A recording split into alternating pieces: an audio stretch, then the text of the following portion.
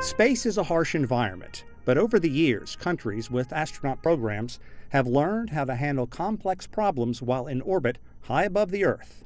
In the old days, of course, we just didn't know very much.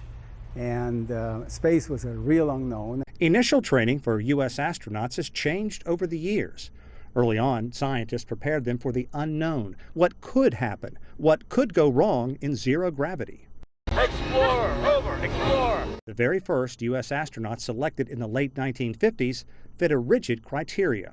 All were test pilots, no taller than 5 feet 11 inches, with a strong background in engineering. They execute a very important function, which is to learn and to demonstrate that humans could actually survive in space.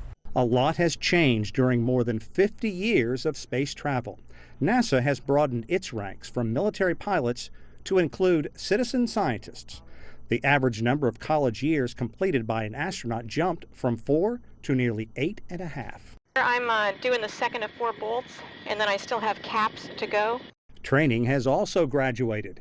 NASA now relies on what it calls the neutral buoyancy tank to simulate spacewalks. There's a set of scenarios that we make sure we do so that we can fix whatever we think is the most likely things to go wrong on the space station. Franklin Chang Diaz retired from NASA in 2005 and is in the U.S. Astronaut Hall of Fame. He flew on 7 space flights, including 3 grueling spacewalks. Chang Diaz says the time in NASA's giant pool to simulate weightlessness is critical. This is very important, very necessary in order to make sure that you can tease out any potential mistakes that you can make, you can optimize how you use your time, because your time is very precious up there. These days, the space program also depends on virtual reality, including finding your way back to the space station if your tether breaks. I think in real life it'd be fairly terrifying. While missions are longer than the early days of spaceflight, one thing hasn't changed.